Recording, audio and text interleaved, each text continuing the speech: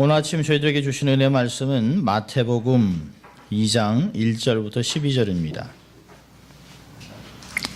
Today's scripture is coming from Matthew chapter 2 verse 1 through 11. 마태복음 2장 1절부터 11절까지의 말씀을 제가 봉독해 드립니다. 헤롯 왕 때에 예수께서 유대 베들레헴에서 나심에 동방으로부터 박사들이 예루살렘에 이르러 말하되 유대인을 왕으로 나신 이가 어디 계시뇨? 우리가 동방에서 그의 별을 보고 그에게 경배하러 왔노라 하니 헤롯 왕과 온 예루살렘이 듣고 소동한지라. 왕이 모든 대제사장들과 백성의 서기관들을 모아 그리스도가 어디서 나겠느뇨? 물으니 가로되 유대 베들레헴이오니 이는 선지자로 이렇게 기록된 바 또 유대 땅 베들레헴아 너는 유대 고을 중에 가장 적지 아니하도다. 내게서 한 다스리는 자가 나와서 내 백성 이스라엘의 목자가 되리라 하였음이니라. 이에 헤롯이 가만히 박사들을 불러 별이 나타난 때를 자세히 묻고 베들레헴으로 보내며 이르되 가서 아기에 대하여 자세히 알아보고 찾거든 내게 고하여 나도 가서 그에게 경배하게 하라.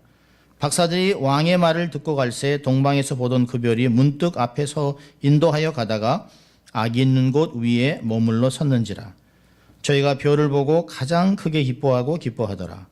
집에 들어가 아기와 그 모친 마리아와 함께 있는 것을 보고 엎드려 아기께 경배하고 보배압을 열어 황금과 유향과 모략을 예물로 드리니라. 아멘. 하나님의 말씀입니다. Good morning. 네, 좋은 아침입니다. 메리 크리스마스. 메리 크리스마스. 자, 우리 한번 또 늘 하던 대로 또 양손을 좀 가슴에 얹고 두 번 한번 외쳐볼까요? 난 하나님의 특별한 사랑을 받은 사람입니다. 두 번 해보겠습니다. 나는 하나님의 특별한 사랑을 받은 사람입니다. 나는 하나님의 특별한 사랑을 받은 사람입니다. 믿습니까, 여러분? 또 한번 같이 외쳐볼까요? 하나님을 기쁘시게, 사람을 행복하게. 그렇습니다. 이렇게 살아간다면 세상이 얼마나 좋아질까요? 자녀들이 집에 돌아온다 그러면 부모들은 아주 기쁘죠. 분주해지죠.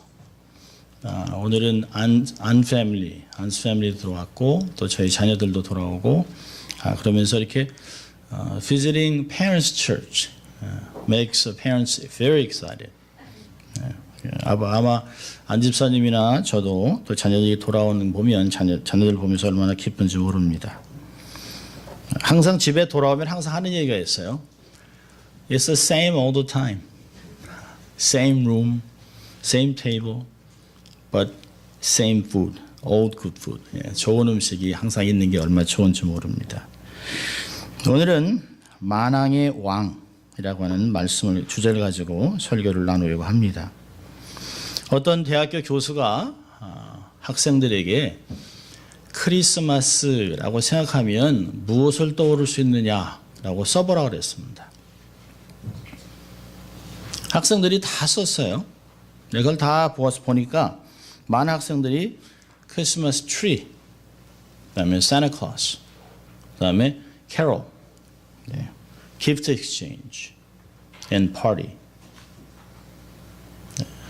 한 명도 예수님의 생일이라는 말을 쓴 사람이 없습니다. 언젠가 이 미국은 메리 크리스라는 말을 잘 사용하지 않습니다. 엑스마스.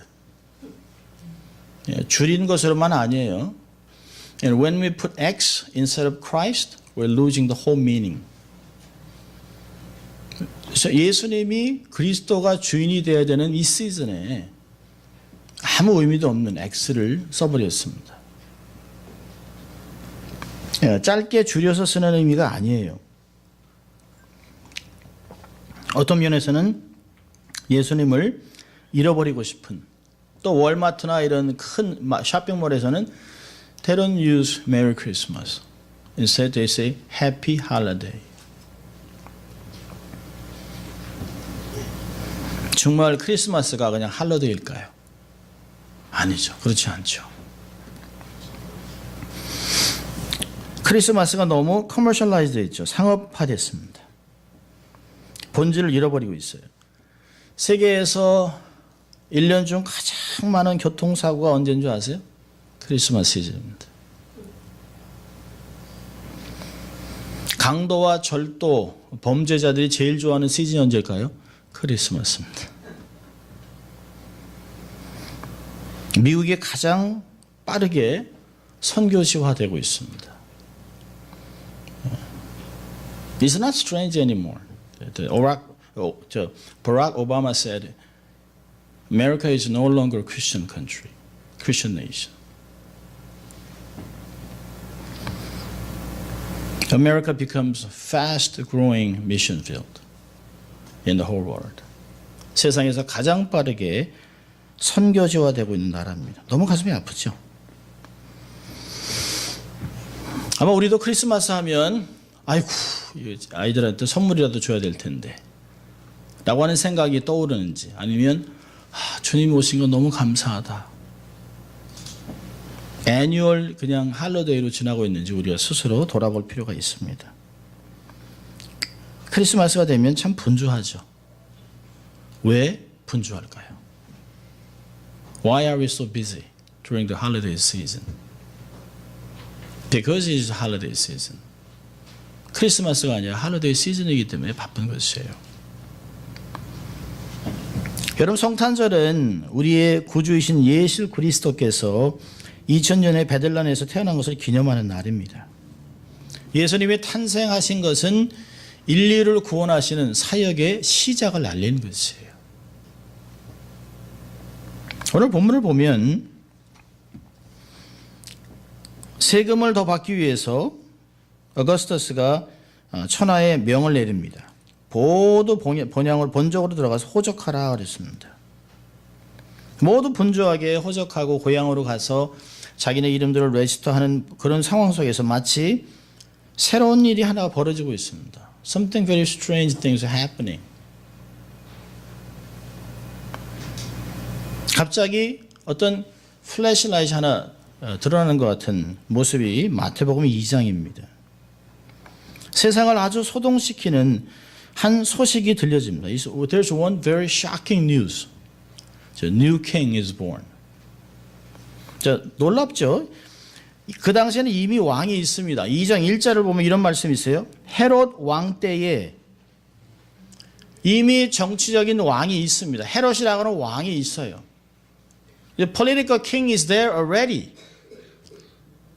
근데 놀랍게도 동방에서 3명의 박사들이 와서 그들에게 물어봅니다. 유대인의 왕으로 나신 지가 어디 있습니까?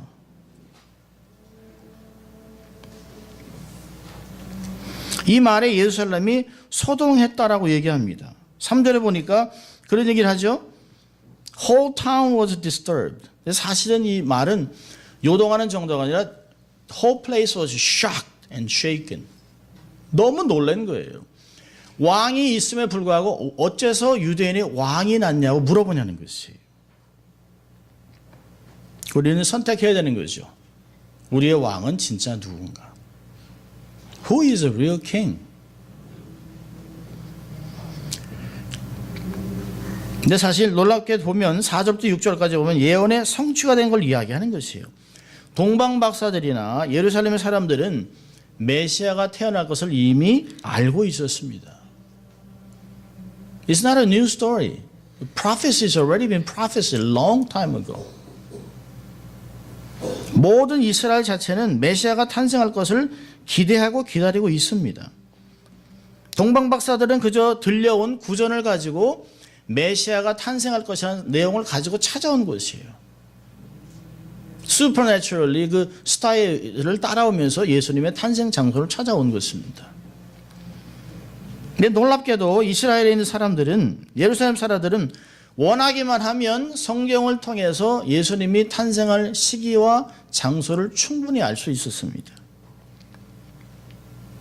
5절 보니까 얘기하잖아요. 서기관들, 말씀의 전문가들이 이야기합니다.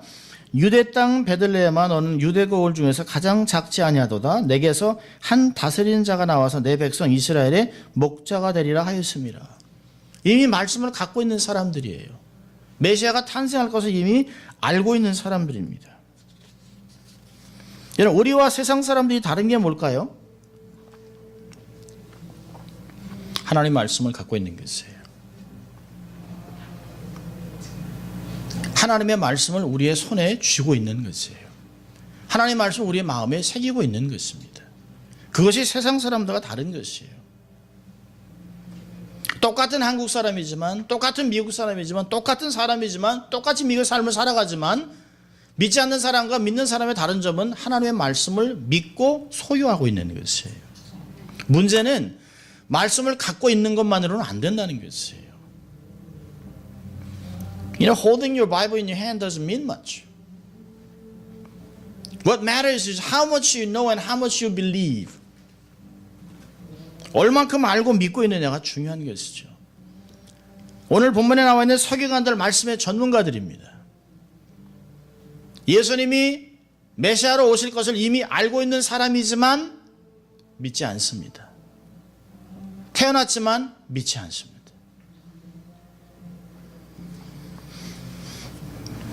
그럼 예루살렘을 소동시킨 이야기의 주인공은 누굴까요? 이 어린아이로 태어난 왕은 도대체 누굴까요?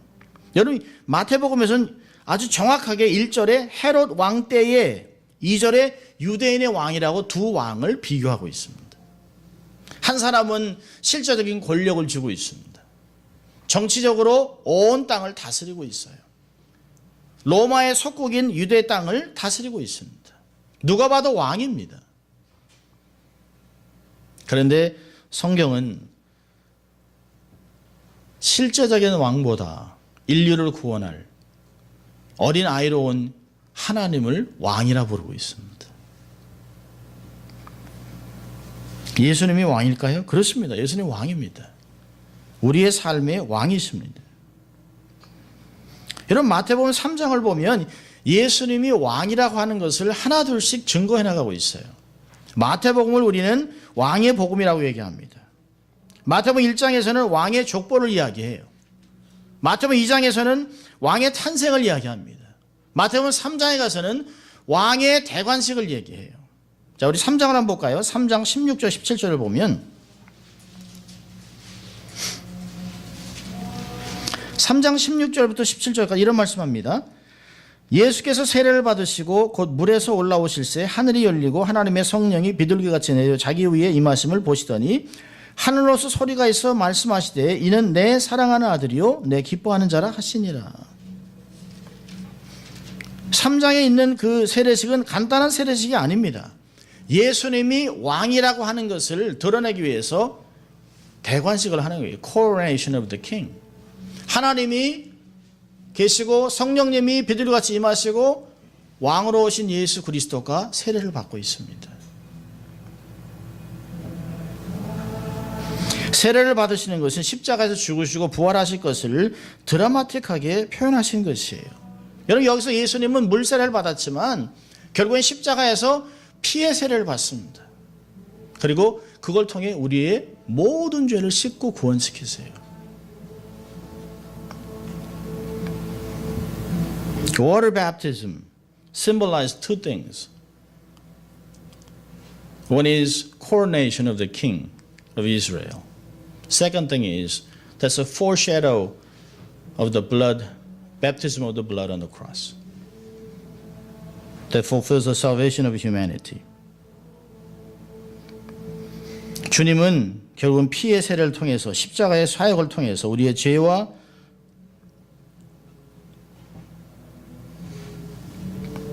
우리의 죄를 구속하시고 사단을 이기셨습니다. 4장으로 넘어가면 4장에서는 왕의 능력을 드러냅니다. King's power to drive demons in wilderness in chapter 4. 이 마태복음이 기록한 내용들을 보면 예수님이 과연 어떤 분인가를 너무너무 정확하게 가르치고 있어요. 왕의 권세를 가지고 왕관을 쓰신 예수 그리스도께서 성령의 인도하심을 따라 광야로 들어갔습니다.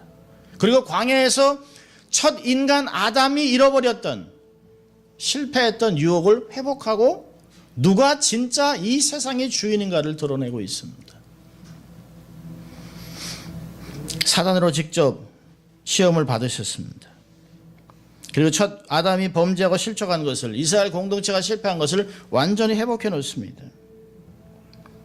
여러분, 사단을 사단의 시험을 이겼다고 하는 것보다 더 중요한 것은 사단을 정복한 것이에요. 믿을 수 있기를 바랍니다. 누가 진리인가? 누가 이 땅의 진정한 주인인가? 누가 이 땅의 진정한 왕인가를 예수님의 사역을 통해서 말씀하신 것이에요. 자, 그렇다면 왕으로 오신 예수님께서 어떤 사역을 하셨을까요? 왜 예수님은 이 땅에 왕으로 오셨을까요? 전지전능하신 하나님, 만유를 창조하신 하나님, 무소부재하신 하나님, 그 하나님이 정말 제한적인, 그것도 아주 연약한 아기의 모습으로 왔다고 하는 것, 거기에는 그냥 우리가 쉽게 넘어갈 것들 내용들이 아닙니다. 이 안에 아주 중요한 내용들이 있다라고 하는 것이에요.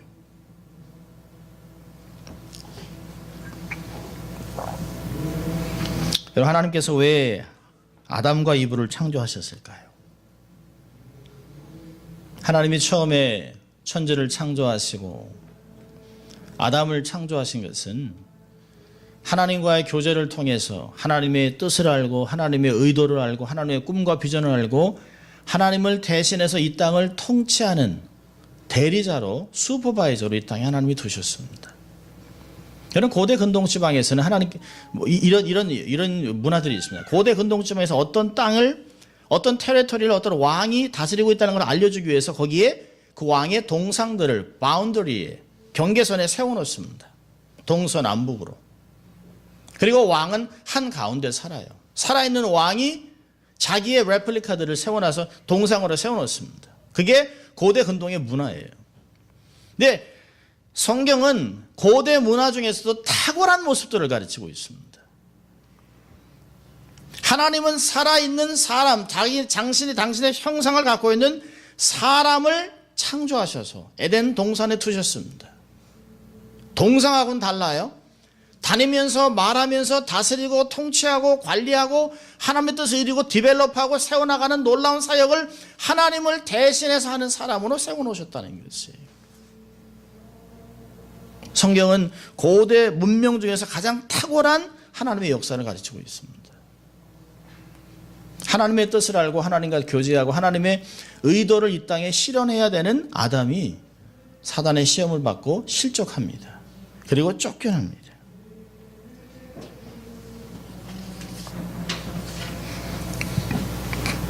그리고 하나님이 계획하셨던 큰 꿈들을 이루지 못해요. 하나님과 있었던 교제, 하나님이 주신 놀라운 신분, 하나님의 권세를 다 잃어버렸습니다. 원래 우리가 짐승들을 두려워하는 존재들이 아닙니다. 성경에서는 아담이 짐승들을 쭉 세워놓고 하나님의 이름을 지으라고 하니까 짐승이 오면, 짐승이 와요. 그럼 돼지, 그럼 돼지가 되는 거죠. 개, 곰, 호랑이, 악어, 기린, 그럼 되는 거예요. 그리고 그 말에 돼지들이 전 돼지 되기 싫은데요? 그러지 않았습니다. 하나님의 권세가 있기 때문에, 하나님의 형상을 갖고 있기 때문에 짐승들과 모든 만물들은 사람에게 통치를 받았어요. 그리고 기뻐했습니다. 그런데 죄가 들어오니까 그런 권세를 잃어버렸습니다. 짐승들이 사람을 위협하고 사람을 뜯어먹기도 하고 죽이기도 하지요. 그게 죄의 결과입니다.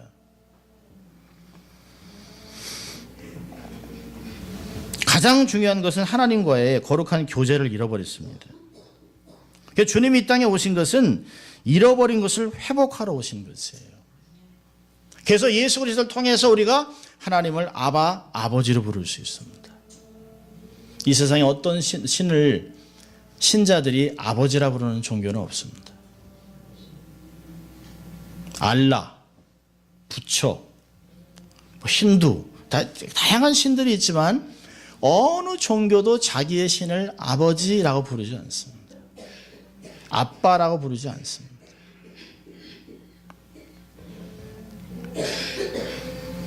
예수님이 이 땅에 오셔서 우리에게 하신 것은 잃어버린 것을 회복하는 것 중 가장 큰 세 가지가 있어요. 관계, 친밀한 관계. 또 하나님의 자녀라고 하는 놀라운 신분. 세 번째로는 하나님의 아들이라고 하는 권세를 회복하신 것입니다. 여러분, 당당하게 살아가세요. 이 땅을 살아가면서 기죽지 마십시오. 연약해지지 마십시오. 내가 하나님의 자녀라고 하는 그 특권을, 하나님의 자녀라고 하는 이 놀라운 신분을 늘 기억하고 살아가는 여러분 될 수 있기를 바랍니다. 두 번째로 주님이 오신 것은 복음을 전파하신 것이에요. 마태복음 4장 23절을 보면 예수께서 온 갈릴리에 두루 다니사 저희 회당에서 가르치시며 천국 복음을 전파하시며 백성 중에 모든 병과 모든 약한 것을 고치셨다라고 얘기합니다. 이 땅에 죄가 들어와서 가장 먼저 태어난 게 시작된 게 뭘까요? 죽음, 질병입니다. 어느 누구도 질병을 완벽하게 고치거나 죽은 자를 일으킨 사람이 없어요. 여러분, 부처에게 어떤 사람이 가서 그런 얘기 했다잖아요. 우리 아들이 죽었습니다. 너무 슬픕니다. 살려주실 수 없습니까? 그래서 부처가 그 사람의 온 동네를 돌아다니면서 혹시 어떤 가정에 한 사람도 죽지 않은 가정이 있는가를 알아보고 오라 그랬습니다. 여기 가서 물어보죠. 혹시 이 집에 죽은 사람이 있으면 할아버지, 할머니, 자녀, 삼촌, 모든 집에 다 사람이 죽음을 경험했습니다. 그 돌아와서 얘기하죠. 모든 집이 다 죽음을 경험했습니다. 인생은 그런 것이다. 모든 사람이 겪는 것, 슬픔이 있지만 견뎌야 된다고 얘기했습니다. 근데 주님은요, 나는 부활이요 생명이니 나를 믿으면 영원히 죽지 아니라고 얘기했습니다. 그리고 죽은 나사로를 살리셨어요. 나인성의 과부, 아들 하나 보고 살아갔던 그 슬픔에 있는 그 과부에게 아들을 살려서 부모의 어미의 품에 안겨줍니다. 38년 된 병자 말씀 한마디로 일으킵니다. 나병도 말씀 한마디로 고칩니다. 주님만 할 수 있는 것이죠. 주님이 사람이 아니기 때문에 그렇습니다. 100% 하나님, 100% 사람이기 때문에 신의 놀라운 역사를 이루신 것이에요. 그러면서 말씀하시잖아요. 온 세상에 하나님의 나라가 임했다라고 얘기하고 있습니다. 마지막 전쟁은 아직도 남아 있습니다. 마지막에 여인의 후손과 뱀의 후손의 피비린내 나는 전쟁의 날이 있을 것이에요. The day of the bloody battle is coming. 그런데 하나님께서 역사 속에 목적해 놓은 것이에요. 하나님은 반드시 이루실 것입니다. 주님은 다시 오실 것이에요. 만왕의 왕으로 다시 오실 것이에요. 우리의 삶에 눈물을 닦아주고 슬픔을 위로하고 우리가 수고한 모든 것에 상급을 갖고 우리의 삶에 다가오실 것입니다. 믿을 수 있길 바랍니다. Christ is coming soon.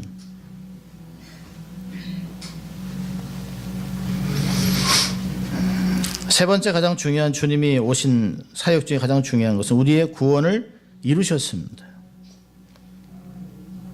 예수님이 이루려고 하는 사역들을 계속해서 역사적으로 이루지 못하도록 사단은 사람을 죽이기 시작했습니다.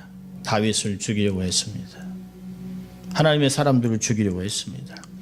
어린아이로 탄생한 예수 그리스도를 죽이려고 했습니다. 그 마을에 있는 2살 어린애 아이들을 다 죽였습니다. 그래도 사단은 결코 하나님의 뜻을 없이 할 수 없어요. 하나님의 역사는 반드시 이루어집니다. 우리의 구원 역사를 이루셨던 주님의 사역같이 주님이 우리의 구원을 완전히 완성하는 날이 반드시 오게 되어 있습니다. 많은 사람들이 세상이 좋아지고 하이텍이 있고 또 문화가 발전하고 그렇지만 천재지변이 왜 나는지를 해결하지 못해요. 왜 비가 오는지, 왜 지진이 일어나는지, 왜 태풍이 부는지, 왜 토네이도가 부는지 몰라요. 그런데 성경은 이야기합니다. 주님이 오시는 전조라고 이야기합니다. 더 많은 지진이 일어날 것이에요.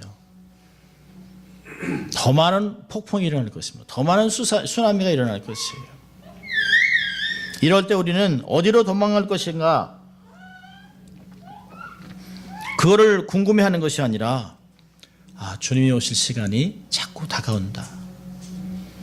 우리의 정말 마음을 새롭게 하고 주님이 다시 오실 텐데 주님을 맞이하는 신부가 신랑을 맞이하는 그런 마음으로 주님을 기다려야 하는 것입니다. 주님은 약속하신 말을 절대 없이 하지 않아요. 반드시 이루셔요. 사람하고는 다릅니다.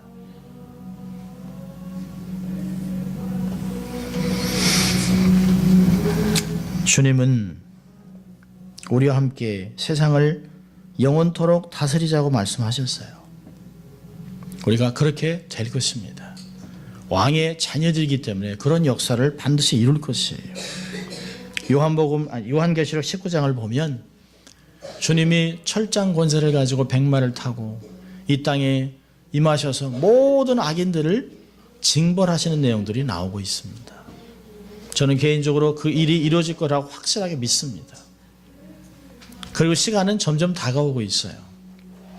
더 이상 눈물이 없는, 더 이상 아픔이 없는, 더 이상 고통이 없는 그런 시대가 도래할 것입니다. 새로운 시대, 새로운 하늘, 새로운 땅이 이 땅에 반드시 임할 것입니다. 여러분, 매년 크리스마스 때마다 주님이 탄생하셨다 기쁘지만 그것의 결과인 주님의 다시 재림하실 것을 기대하는 마음들을 가져야 하는 것이에요. 주님이 태어나신 건 너무 감사하죠. 주님이 돌아가셨다 부활하신 부활절 너무나 감사한 것이죠. 그러나 마지막 그림은 주님이 철장 권세를 가지고 다시 오셔서 우리와 함께 하나님 세상을 다스리시고 정말 하나님의 영광이 드러나는 그 시대가 곧 도래할 것이라고 하는 기대감으로 가득 차야 하는 것입니다. 우리 지금 크리스마스가 12월 25일이잖아요. 그리고 1월 1일이면 새해가 시작됩니다. 새로운 시대, 새로운 한 해를 받는 기쁨도 있지만 저는 가끔 그런 생각을 합니다. 새해에는 주님이 이 땅에 도래하셨으면 좋겠다. 이 세상의 모든 해결되지 않는 문제들, 세상에 정말 어찌할 수 없는 궁금증들, 그것이 주님의 도래하심으로 완전히 해결될 것을 기대하면서 새해는 정말 이 육신의 눈으로 주님을 만났으면 좋겠다는 마음들이 가득합니다. 어떤 사람이 얘기했죠. 목사님, 난 아직 결혼도 안 했는데요. 난 아직도 이게 비즈니스가 잘 정리를 해야 되는데, 아이도 아직 없는데. 그러나 주님이 오시는 그 기쁨은 그런 것 수천 가지보다 더 큰 기쁨을 우리에게 주실 것이에요. 우리의 영혼은 주님 만날 것으로 가득합니다. 가득합니다. 그것이 실현될 것이에요. 오늘 본문에 나와 있는 정말 어린아이 예수, 그분은 하나님의 역사를 이 땅에서 온전히 이루시는 사역들을 감당할 것입니다. 하나님이 육신을 입고 말이 먹는 정말 이 말구 위에 누워 계셨다. 왜요? 나 때문에. 나를 살리기 위해서, 내게 새로운 신분을 주기 위해서, 내게 새로운 비전을 주기 위해서, 나를 동역자로 삼기 위해 하나님이 그런 놀라운 일을 행하셨다는 것입니다. 여러분, 우리가 어린아이 옷을 입는데도 힘들잖아요. 제 아들이 저랑 덩치가 비슷합니다만 제가 더 뚱뚱하죠. 그래서 아들의 바지를 입으려면 거의 찢을 수밖에 없는, 더구나 어린아이 옷을 입는다는 건 있을 수 없죠. 하나님이 그렇게 하신 것이에요. 하나님이 그 엄청난 능력을 인간 아기의 몸에 갖고 오신 것입니다. 누굴 위해서요? 나를 위해서. 하나님이 우리를 위해 나셨습니다. 나를 구속하시고 자유케 하시고 하나님의 구원 역사를 이루고 나를 동역자로 삼기 위해 주님이 오셨어요. 왕이 나셨습니다. 그래서 우리는 경배하는 것입니다. 그분을 높이는 것이에요. 성탄절은 그런 것을 기억하는 날입니다. 이 주님이 행하신 일을 이 땅에서 나도 동일하게 이루면서 역사하며 주의 재림을 준비하는 그런 시대가 바로 크리스마스 성탄입니다. 이 땅에 인간으로 오신 하나님, 예수님을 경배하고 기뻐하고 즐거워하는, 기념하는 우리가 될 수 있길 주의 이름으로 축원합니다. 기도하겠습니다. 하나님 아버지, 감사합니다. 오늘도 저희들을 예배자로 초청해 주셔서 만왕의 왕으로 오신 예수 그리스도, 그분을 다시 한번 마음에 새길 수 있도록 은혜를 주신 것 감사합니다. 하나님을 기억하고 주의 구속을 감사하고 성령의 인도함을 받으며 살아가는 저희들 될 수 있도록 하나님 축복하여 주시옵소서. 감사하고 예수님 이름으로 기도합니다. 아멘. 우리 함께